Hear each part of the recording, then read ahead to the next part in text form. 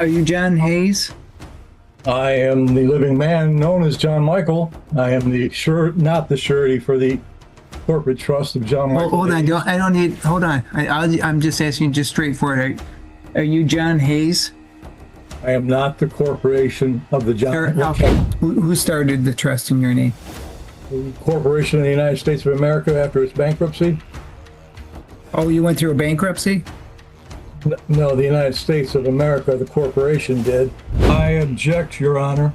Okay. I'd like to make a comment that you're making a judgment based on no contract. All the 6 requirements of a contract were not met. I came to the realization that there was no consideration and no risk and not full disclosure, and you're still going to judge against that without a contract? I'm not taking questions, sir. You can put your statement on. Is there anything else? I let my paperwork stand again, and I will have to file for an appeal under Article 10 of the Constitution. This controversy is greater than $25. I will be filing in the Court of Appeal. No, nope, that's it. We're done. Nope, I'm going to make a decision. Hold on. I'll be right back on. Sir, you told me that already. I'm going to take a brief recess. I'm going to review all the pleadings in its entirety, and I'll come right back on. Well, do you have other matters too? I did. One other matter, Defendant John Hayes. So if I am in the room with Miss Powell, just keep that in mind. Hey, sure. Do I have, John Hayes? Do I have John Hayes here? Nobody responded. We'll hold on the file till you get back out, but looks like he may not be here. I think there is I couldn't tell if the name John Michael tried to respond. Oh, John Michael there, maybe? That it was on mute. So sir, if you could unmute for me there. Are you there? I am. Are you John Hayes? I am the living man known as John Michael. I am not the surety for the corporate trust of John Michael. Hold on. I don't need. Hold on. I'm just asking, just straightforward. Are you John Hayes? I am not the corporation of the John. Sure. Okay. All right. We'll deal with it. We'll deal with it after, Mr. Jamal. We'll put you back with Miss Powell, and then we'll come back out. okay, thank you. Okay, sure. Mr. Jamal, let's just do your second one. Your Citibank versus John Hayes. Yes, and good morning, Joseph Jamal here on behalf of the plaintiff.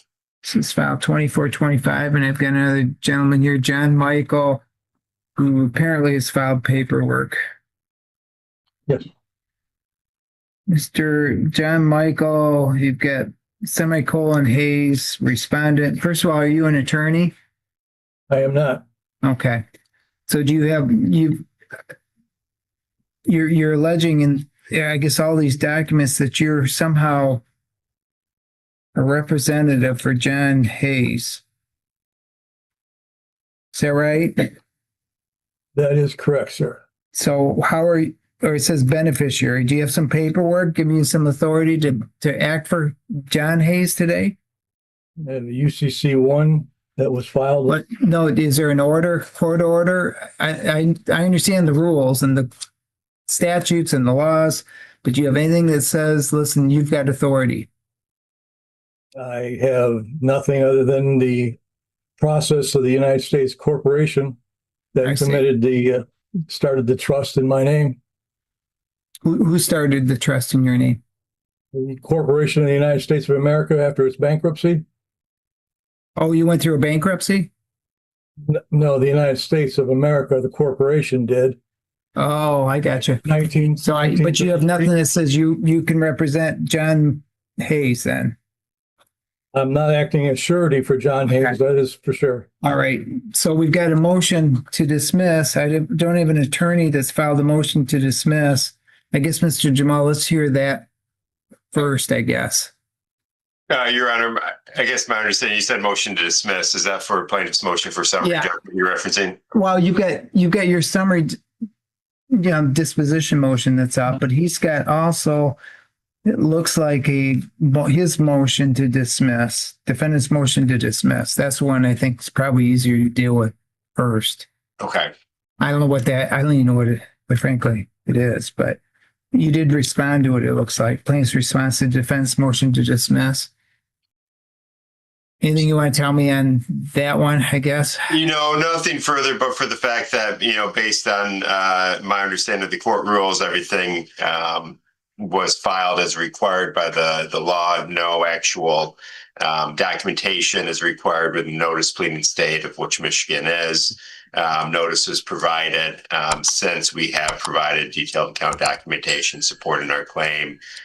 So I think his motion to dismiss related to failure to state a claim and lack of subject matter jurisdiction should both be denied. Okay. I object And to Mr. However you want to refer to yourself, John Michael. John Michael, yes, sir. Okay. What did you want to tell me about your motion? Well, I asked all of the parties involved for validations, and I sent a statement of facts, and none of which were responded to. So that would be acquiescence to the truth of my statements, which should stand in truth and commerce.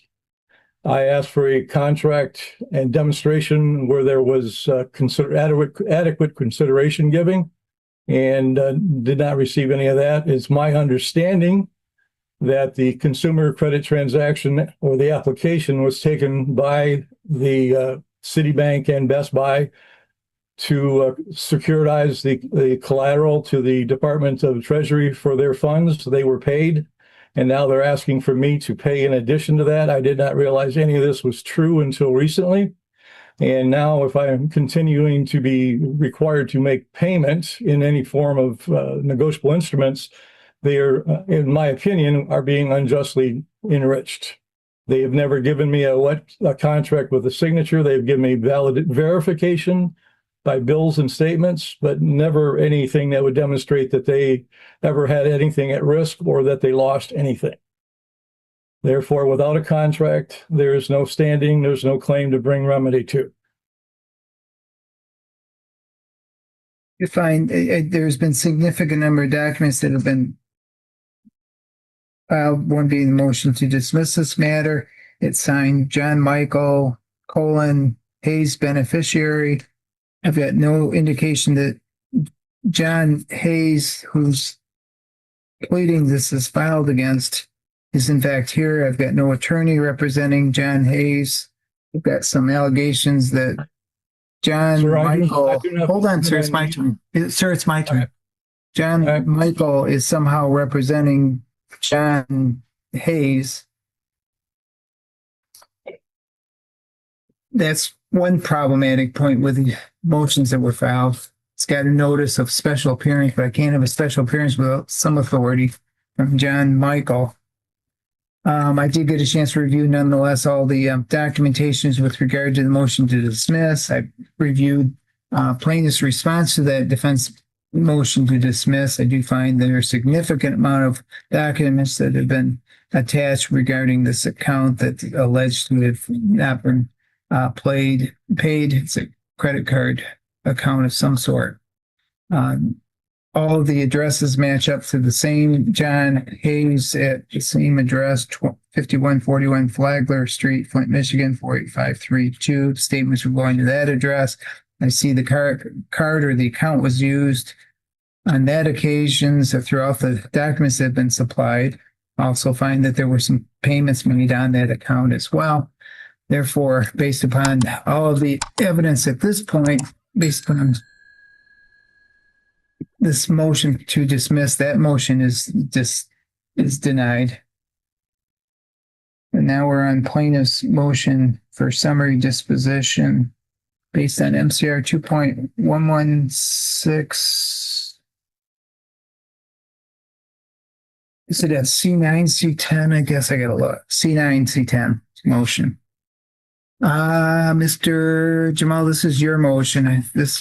What on this motion, did you receive a response to the motion for summary disposition? I did receive a reply from the defendant. That was somewhat recently. I'm not sure if the court has that in the file. Okay, I got it. It's titled the reply. Let's have it opened here. You should have it since it was filed at the courthouse. What's it titled? It's titled Respondent's Reply to Plaintiff's Response to Defendant's Motion to Dismiss. Oh, okay. I got that one. Okay, that's the only one I see. Okay. Mr. John Michael, is that the only response to the motion for summary disposition? You asking me? Yes. Yes. Okay. All right. I've got that. That was the last response because I have not received anything more from them. Okay. All right. So I've got that in my hand as well. Mr. Jamal, you can proceed with your motion.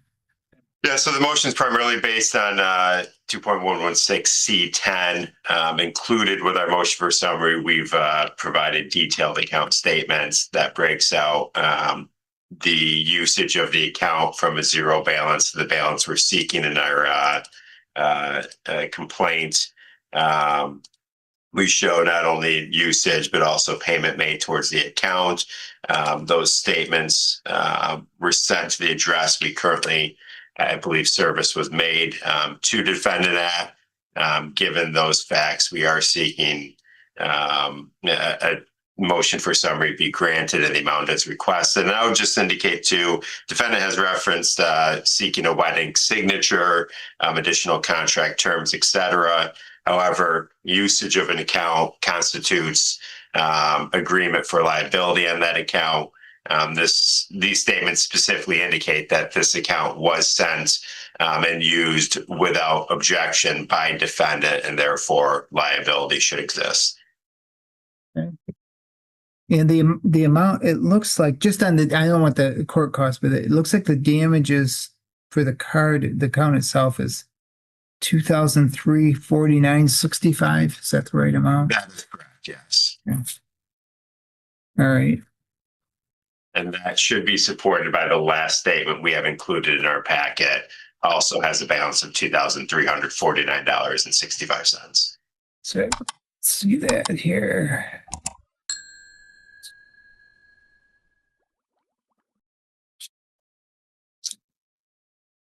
Way in the back here. The payment due date on that statement is February 17, 2025. No, thank you, Joe. I was just looking for the last, here it is. Yeah, I'm sorry, February 17, 2025. That's the last one. Yeah. Okay. Mr. John Michael, any response? Well, actually, kind of my paperwork should stand on its own. There was billing statements are self-generated and lack foundation and are inadmissible as live testimony and of a custodian with a personal no one of personal knowledge under MRE 8036. Prior payments do not establish a contract liability.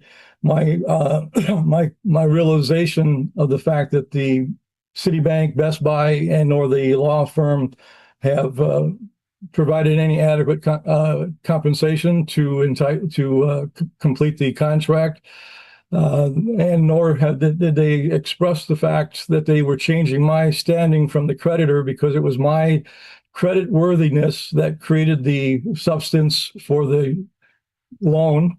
They were paid. That was basically conversion from me from the creditor to the debtor. Under trust law, it converts my standing from the beneficiary to the trustee. And I affirm that there is no standing that they have to file a claim against the living man. And if you're refusing to...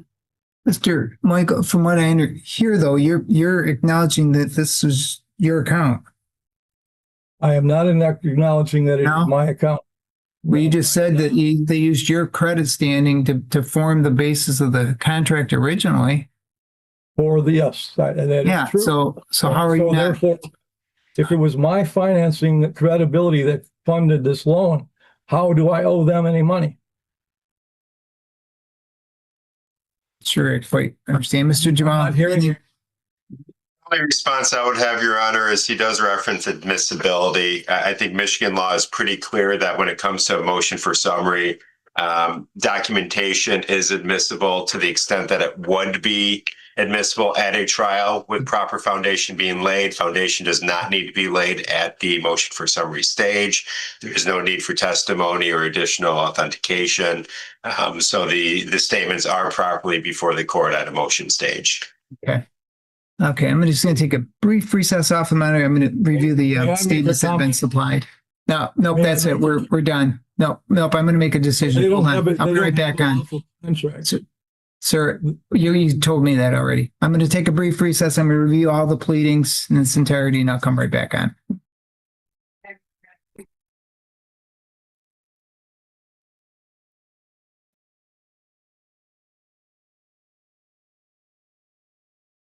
Okay, we can come back on the record with Citibank versus John Hayes. I've had a chance to review all the pleadings and documents that have been provided by both sides. This matter. This is a motion brought in part by MCR 2.116C10. This motion may be granted where there is no genuine issue of material fact and which would entitle the movement to a judgment as a matter of law. In determining the factual support for this claim, I have reviewed all of the pleadings, affidavits, any depositions, admissions, and other documentary evidence that's been provided today. Should be noted that the non-movement party, that being John Hayes in this matter, does not rest merely on allegations or denial of the pleadings, but also must demonstrate by documentary evidence that there is a genuine issue for trial. I do find after significantly going through all of the documents that have been provided to me today, the consistency of the statements that went out, starting with a new account through Citibank on this account, and this account was, let's see, where is it?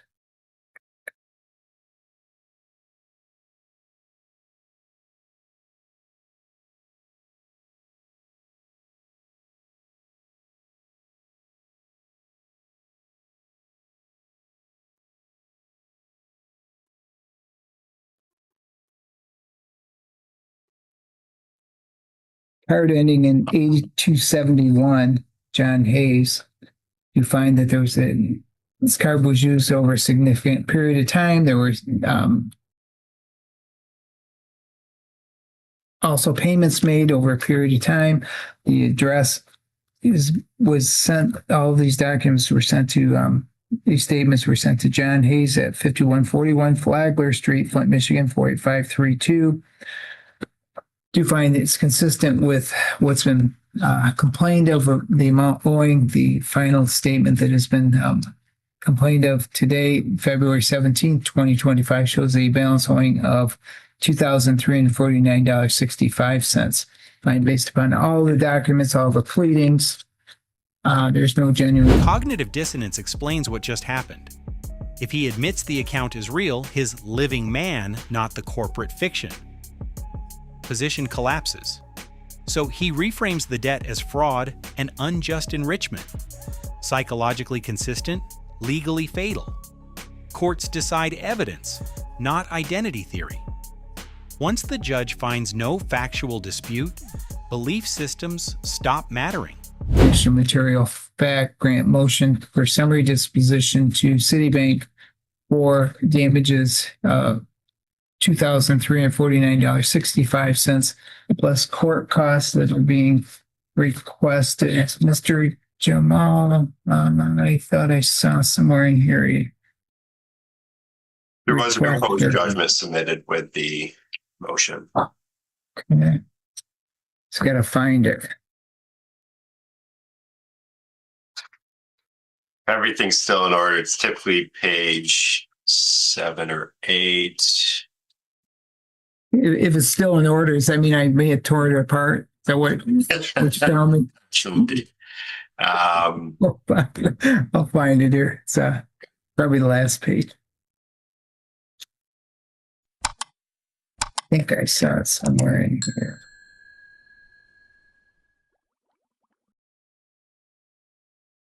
And military affidavit. I got everything here. It's typically right after the military F. Yeah. For some reason, we get all these statements that are attached too. As usual, I can find it right off the bat. And analysis ones and I can.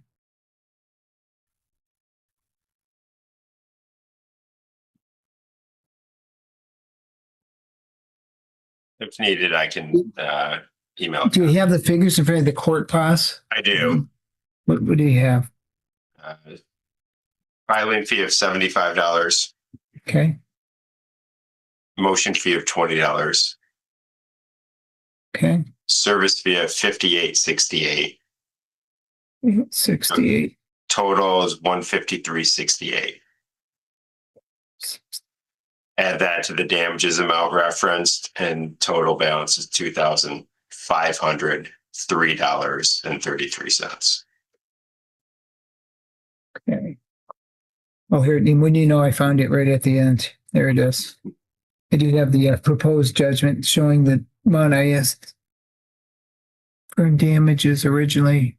The total on February 17, 2,349.65, plus the court cost is just recited for a total of $2,503.33. Judgment for plaintiff in that amount based on summary disposition. Answer 2.116C10. I'll sign that proposed judgment and send both of you a copy. Okay. Thank you all. All right. Good luck to both of you. I object, Your Honor.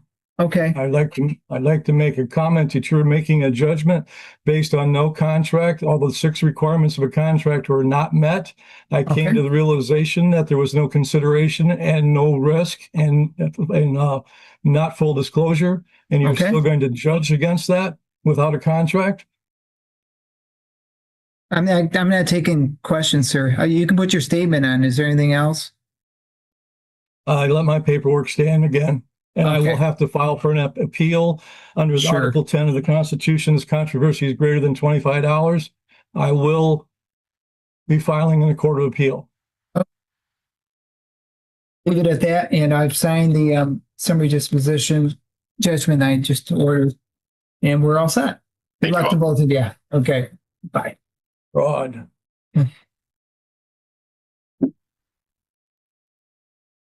This case was never about a missing contract. It was about control. The Sovereign Citizen Playbook relies on jurisdiction challenges, UCC filings, special appearance, and the idea that the living man exists separately from the legal person. But courts operate on documentary evidence and procedure, not philosophical separation of identity. The judge focused on 3 simple things. The account was opened, the account was used, and payments were made. That creates liability. Once those facts are supported by records and not properly disputed with counter evidence, summary disposition becomes almost automatic. Notice the critical mistake. He never produced competing evidence. He produced theories.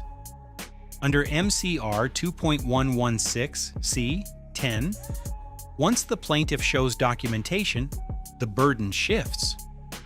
You can't rest on allegations. You must show a real factual dispute. He didn't. The appeal threat at the end sounds powerful, but appeals don't retry belief systems. They review legal error. And nothing in this record suggests procedural error, only disagreement with the outcome. Here's the larger consequence most viewers miss. By refusing to acknowledge the debt structure early, he lost negotiation leverage. Summary judgment converts a disputed account into an enforceable judgment. That opens the door to collection tools, wage garnishment, bank levies, liens.